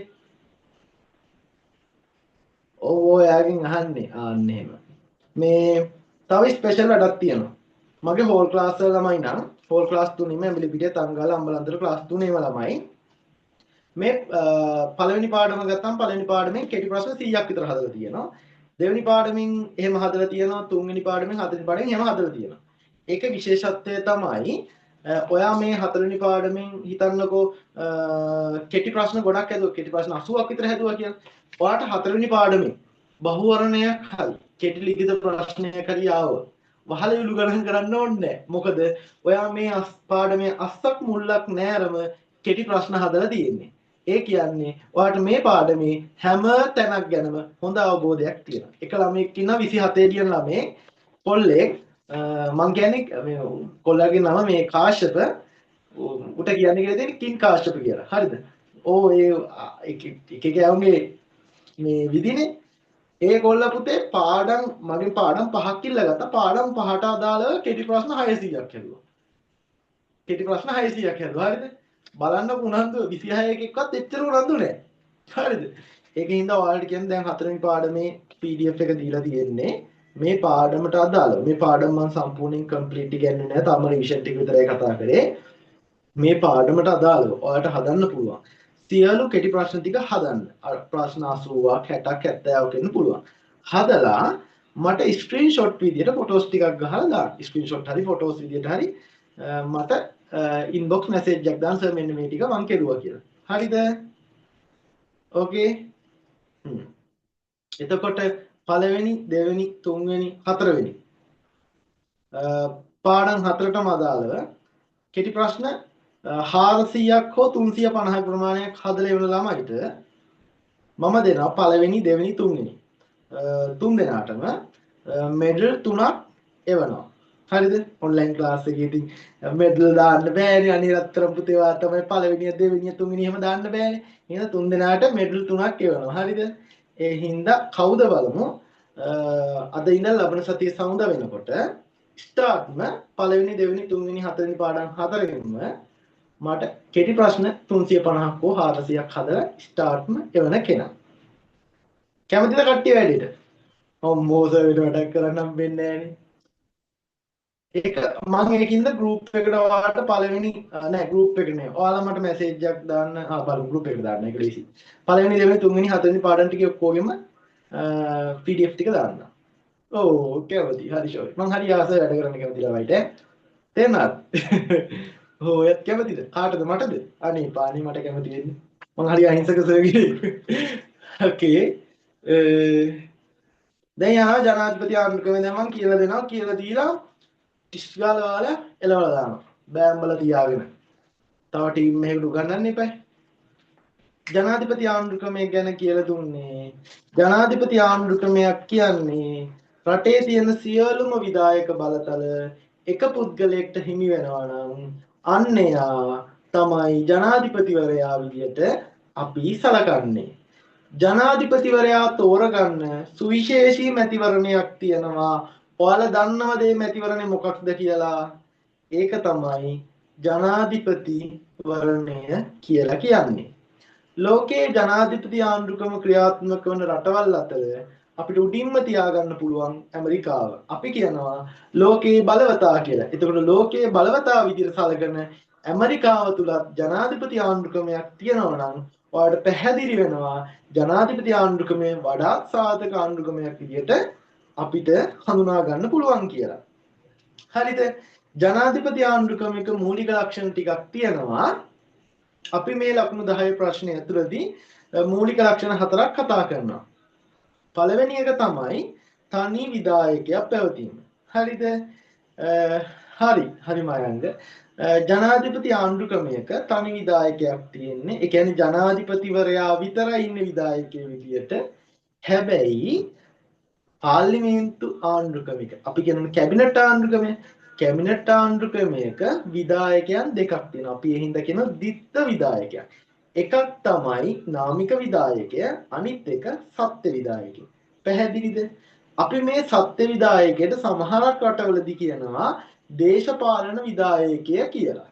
පැහැදිලිද? ඕකේ. එතකොට මම මේ පැහැදිලි කරන්නේ දැන් කැබිනට් එකක නාමික විධායකය, සත්ත්ව විධායකය කියලා විධායකයන් දෙකක් තියෙනවානේ. මේ කැබිනට් ක්‍රමයක ඉන්න විධායකයන් දෙකටම තියෙන බලය ජනාධිපති ආණ්ඩුක්‍රමයක ජනාධිපතිවරයාට හිමි වෙනවා. පැහැදිලිද? පාර්ලිමේන්තු ආණ්ඩුක්‍රමයේ සත්ත්ව විධායකයට නාමික විධායකයටයි තියෙන බලතල දෙකම ජනාධිපතියක ජනාධිපතිට හිමි වෙනවා. ඒ හින්දා අපි ජනාධිපතිවරයා රාජ්‍ය නායකයා විදියටත් ආණ්ඩුවේ නායකයා විදියටත් රටේ බලවත්ම පුද්ගලයා විදියටත් අපි ඔහුව සලකනවා. හරිද? ඊළඟ එක ඔයාලට මේ මට මම කියලා දෙන්නම් අද පාඩම් කරන්නේ කොහොමද කියලා. මෙතෙක් පාඩම් කරේ නැති කට්ටිය සහ කාලසටහනක් හදාගන්න නැති අයට පාඩම් කරන්න ඕනි විදිය සහ කොච්චර පැය ගන්නක් පාඩම් කරනවද කොහොමද කම්මැලිකම යවාගෙන පාඩම් කරන්න කියන ටිකත් මම පොඩි ටිකක් කියලා දෙනවා මම අනුගමනය කරපුවා. හරි. දෙවෙනි එක තමයි බලතල බෙදීමේ සිද්ධාන්තය කියන්නේ ජනාධිපති ආණ්ඩුක්‍රමයක විවස්ථාදායකය වෙනම මැතිවරණයකින් තේරීපත් වෙනවා. විධායකය වෙනම මැතිවරණයකින් තේරීපත් වෙනවා. අධිකරණය වෙනම තේරීපත් වෙනවා. ඔයාලට පැහැදිලිද මේ ආයතන තුන අතර සම්බන්ධතාවයක් තියෙනවද එතකොට? නෑ නේද? ජනාධිපති වෙනම, පාර්ලිමේන්තුව වෙනම, අධිකරණය වෙනම. ඒ කියන්නේ ආයතන තුන වෙනම තේරෙන හින්දා එයාලා අතර කිසිම සම්බන්ධයක් නැහැ. හැබැයි පාර්ලිමේන්තු ආණ්ඩුක්‍රමයක විවස්ථාදායකයේ තුලින් තමයි විධායකයේ තේරිපත් වෙන්නේ. මොකක්ද? විවස්ථාදායකයේ තුලින් තමයි විධායකයේ තේරිපත් වෙන්නේ. එතකොට පාර්ලිමේන්තු ක්‍රමයක විවස්ථාදායකය විධායකය අතර සම්බන්ධයක් තියෙන හින්දා පාර්ලිමේන්තු ක්‍රමයක බලතල බෙදීමේ සිද්ධාන්තය ක්‍රියාත්මක වෙන්නේ නැතෝ. තේරුණයි ඔයාලට? ඕකේ. ඊළඟට විධායකයේ ස්ථාවරභාවය. හරිද?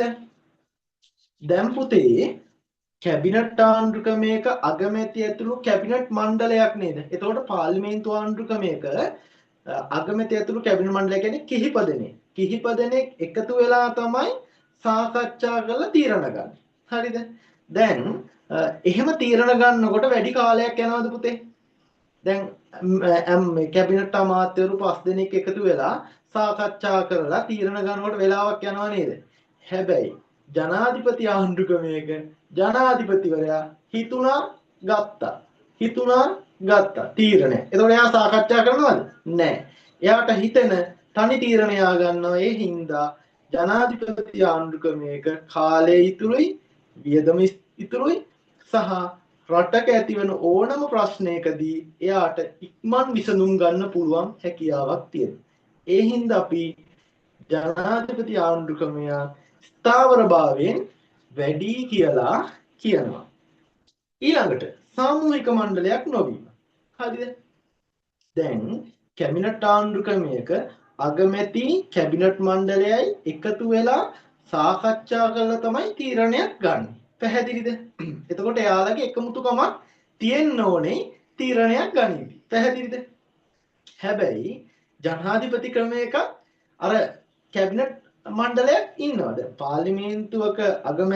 පාර්ලිමේන්තු ආණ්ඩුක්‍රමයක අගමැති ඇතුළු කැබිනට් මණ්ඩලයක් ඉන්නවනේ. ජනාධිපති ක්‍රමයේ ඉන්නවා. හැබැයි ජනාධිපති ක්‍රමයේදී අගමැති ඇතුළු කැබිනට් මණ්ඩලයට බලයක් හිමි වෙන්නේ නැත. එයාලා උපදේශක මණ්ඩලයක් විතරයි. උපදෙස් දෙනවා විතරයි.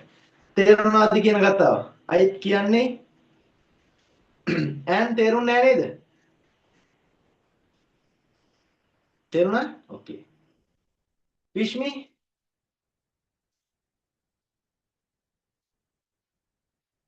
තේරුණා. ඔකට හරියන පුතේ මීපැණි තියෙන්නේ. මීපැණි ගෙනල්ලා කන්න. උන්නට ඔය මේ ඔයාලා දන්නේ නැහනේ. ඔය ඉස්සර වෙද මහත්තයලා ඉන්නා නේද? එයාලා උණක් කැස්සක් හෙම්බිරිස්සාවක් හැදුනාම දෙනවා මීපැණි. හරිද? ඔය සෙම තියෙන කට්ටියට හෙම්බිරිස්සාව තියෙන කට්ටියට දෙනවා මීපැණි. එයාලා ගාව තියෙන උඳු පියලි හැම කුඩු කරලා වේලලා කුඩු කරලා හදන කුඩා. ඒකයි අර මීපැණි දෙන්නේ. ඒක දුන්නට පස්සේ මේ අර තියෙන සෙම හොටු ඒ වගේ ඒවා නිකන් අර ගලාගෙන එනවා වගේ කැඩලා එනවා වගේ. එතකොට අදට ඔය මීපැණි කියන දේවල් පාවිච්චි කරනවා. මොකද බං ජරාව කියන්නේ. ඔබට සෙම නැද්ද? තියෙනවා. මටත් තියෙනවා. මේ තරුෂි නිකන් නෑ වගේ නිකන් මුණ බැරි කරගන්නවා. මීපැණි එහෙම ගෑවම හොඳයි. ඔය උණ හැදිච්ච කට්ටිය කොස් එහෙම කනවා. ඒක නම් හොඳයි. කොස් එහෙම කන එකට ශක්තිය ප්‍රතිශක්තියක් හම් වෙනවා. පැහැදිලිද? දැන් විශ්මලා ගෙදරින් බයින ඔව් උඹට හදලා දෙන්න උඹට කන්න බෑනේ. උඹට කන්න බෑනේ. සරුත් අරගෙන ඇහෙන්නද? එහෙමනේ කියන්නේ විශ්මි. හරි ඕකේ. අවසාන වතාවට කියනවා දැන් වාසි ටිකක් තියෙනවා. ජනාධිපති ආණ්ඩුක්‍රමේ යහපත් ලක්ෂණ කියලා වාසි වලට අපි හඳුන්වනවා. එකක් ස්ථාවර ආණ්ඩු නිර්මාණය වීම, විධායකයේ කාර්යක්ෂමතාවය, බහු සමාජ ක්‍රමයක් හා බහුපක්ෂ ක්‍රමයක් පවතින රටවලට සුදුසු ක්‍රමයක් වීම, දේශපාලන අර්බුද වලට පහසුවෙන් ඔරොත්තු දිය හැකි වීම, රටේ දේශපාලන පරිසරයේ සාමකාමීව ගෙන යා හැකි වීම. හරිද? ඔන්න වාසි ටික. මම ওই ටික විස්තර කරන්නේ නැහැ. අවාසි ටික තමයි විධායකයේ අත්නොමතිකභාවය, විධායකයා හා විවස්ථාදායකයා අතර ගැටුම් ඇතිවීමට ඉඩකඩ තිබීම, ප්‍රජාතන්ත්‍රවාදී භාවය අඩුවීම, විවස්ථාදායකයේ තත්ත්වය දුර්වල වීම. හෙට දවසේදී ඔයාලට පාර්ලිමේන්තු ආණ්ඩුක්‍රමයට අදාළ උත්තරේ දීලා ඒක පැහැදිලි කරනවා. ඊට පස්සේ බදාදා දවසේදී ඔයාලට සම්පූර්ණ කාලය අරගෙන ජනාධිපති පාර්ලිමේන්තු ඒකීය සංධිය සහසන්ධිය අරසන්ධිය මිශ්‍ර විධායක ඒකතන්ත්‍ර කියන ටික පැහැදිලි කරලා ලබන සතියෙන් හතරවෙනි පාඩමට ටටා බයි කියනවා. හොඳයි නේද එහෙම? හරි. මොකද බං ඈන් hina වෙන්නේ? ඈන් hina වෙන්නේ මොකෝ? හරි. මොකට හරි hina වෙන්නේ නැති ඉතින් එතකොට ඔය ගෙදර නිකන් ඉන්නකොට චූන් එකක් එහෙම ගිහලා hina වෙන කමක් නැහැ බං hina වෙන. හැමදාම hina වෙන්නේ නැතේ. කමක් නැහැ. මන් දිහා හරි බලලා hina වෙන පුතේ මොකද දන්නවද? ලේ පිරිසිදුනවා. මේක වෙන පිනක් කරගන්න. ඕකේ. ඔයාලා දැන් පාඩම් කරන් ටයිම් මේ වෙනකොට පාඩම් කරලා නැති වෙති එක එකක්. මං ෂුවර් එක එකක්වත් පාඩම් කරන්න පටන් ගන්න නැති වෙති. ඒකින්ද මේක කරන්නේ. මම මෙහෙම වැඩක් දෙන්න. ඔයාලලා දැන් ඔය රචනා ප්‍රශ්න ලියපු කොලේ තියෙනව නේද? ඒක ලියා ගන්න. 1 2 3 4 තීරු 4කට බෙදාගෙන දැන්ට නිකන් පැන්සලකින් තීරු 4 බෙදාගෙන ඔයාලා ඉඩ කඩ ඇති විදිහට හදි ගස ගන්න. හරිද? මම මේ හෝල් ක්ලාස් වල ළමයිට දෙන විදිය. පළවෙනි එක පාඩමේ නම. පාඩමේ නම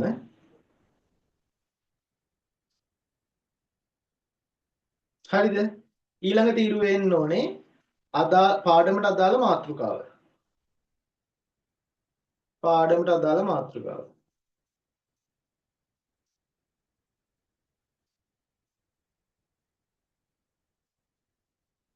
ඊළඟ තීරුව එන්න ඕනේ පැය ගන්න.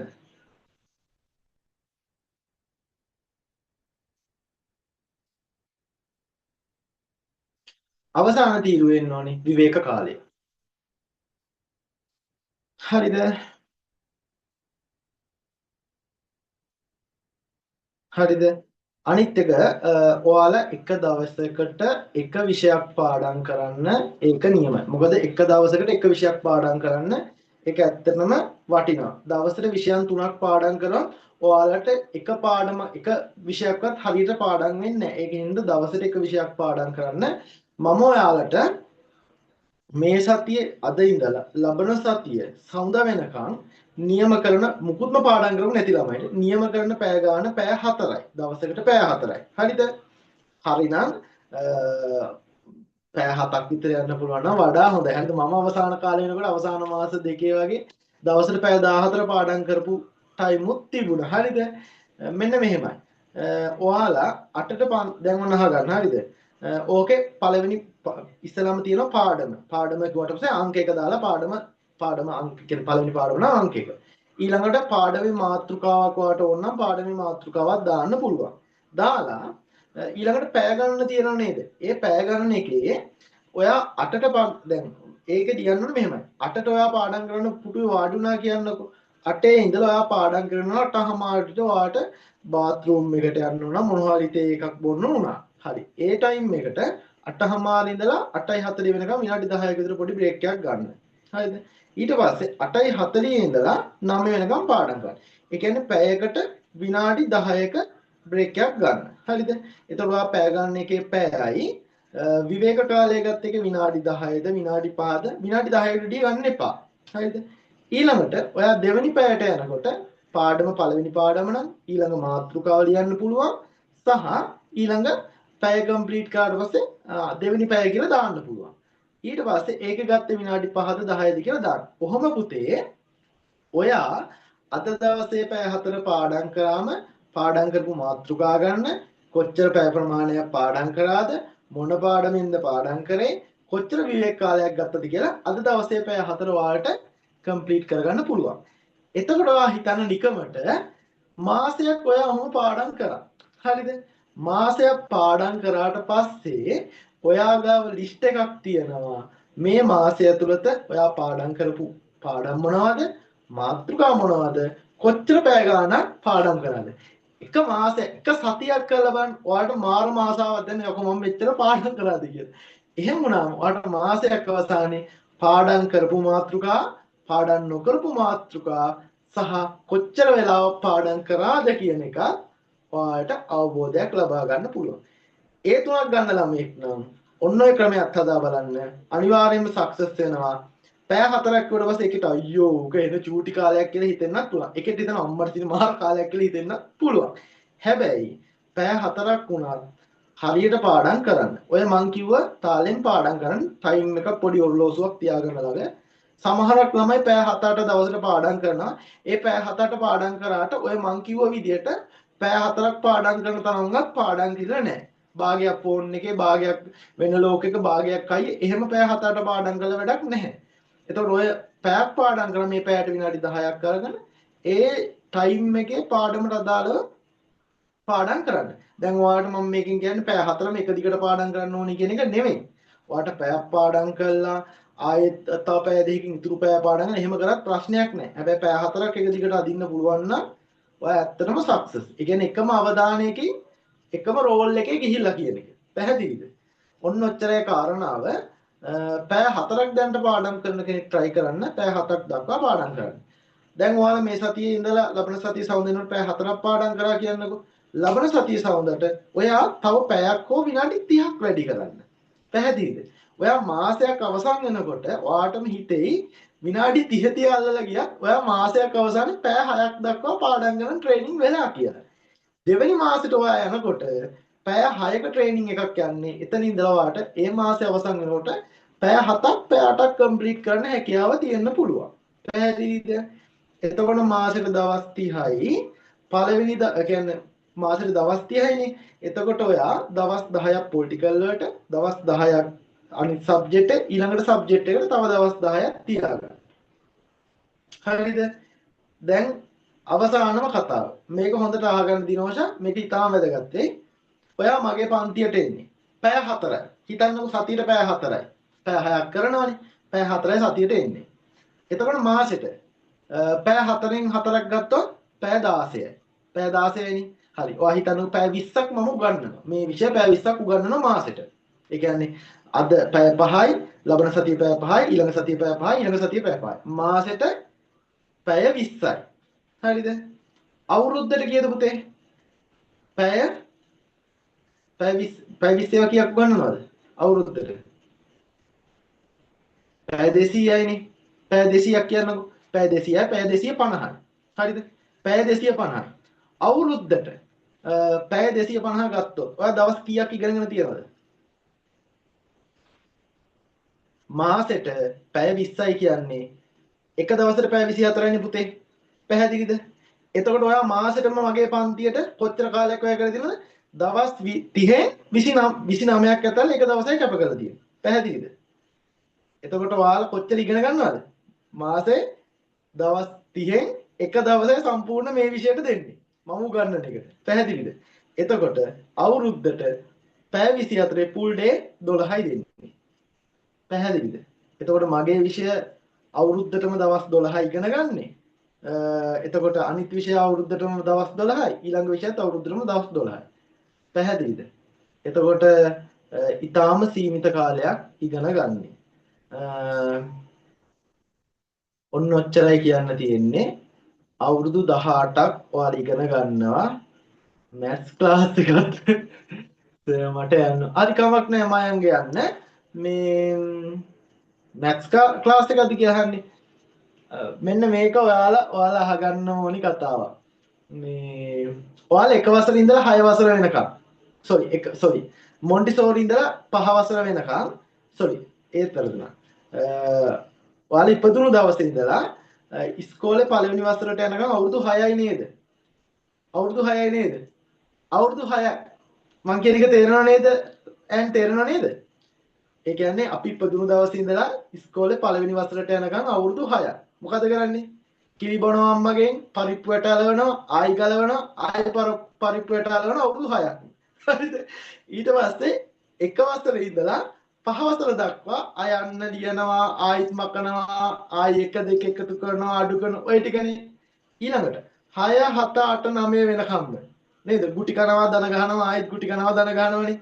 එතකොට උඹලා ඉගෙන ගන්නේ 10 11 අවුරුදු 2. ඒකත් හරියට ඉගෙනගෙන නැහැ ගොඩක් ඒවා. 10 11 අවුරුදු 2යි ජීවිතයේ තීරණාත්මක දෙක විදිහට හඳුන්වන 13 සහ 12 සහ 13 අවුරුදු දෙක. එතකොට ඔයාලා ඉස්කෝලේ අවුරුදු 18ක් වෙනා ඉගෙන ගත්තොත් ඒ අවුරුදු 18න් 10 11 සහ 12 13 කියන අවුරුදු 4 විතරයි ඉගෙන ගන්න. හැබැයි මේ අවුරුදු 4ිනුත් 12 13 කියන අවුරුදු දෙක තමයි ඊටාම වැදගත්. ඔයාලා අවුරුදු 18ක් වෙනකන් ඉගෙන ගන්නවා නේද? ඒ ඉගෙන ගන්න අවුරුදු 18 नो A level කරන්නේ අවුරුදු 2යි. ඒ අවුරුදු දෙකෙන් තමයි මුළු ජීවිතේම තීරණය කරන්නේ. ඒ වගේම පුතේ ඔයා අවුරුදු 60ක් අදීශ ජීවත් වුණා. අවුරුදු 18ක් යනකම් ඉගෙන ගන්නවනම් පැහැදිලිද? එතකොට ඒකෙත් අවුරුදු කියන්නේ 17 18 කියන ටයිම් දෙකේ තමයි අවුරුදු දෙකක් තමයි 12 13 තමයි හොඳටම ඉගෙන ගන්න. ඒ 12 13 වසර දෙකේ ඉගෙන ගන්න අවුරුදු දෙක ඔයාගේ අවුරුදු 42ක් දක්වා ජීවිත කාලය දක්වාම වැදගත් වෙනවා. පැහැදිලිද? ඒ කියන්නේ 12 13 කියන අවුරුදු දෙක ඔයා තව අවුරුදු 60ක් 50ක් ජීවත් වුණොත් අන්නේ ජීවිත කාලය පුරාවටම වැදගත් වෙනවා. තේරුණාද?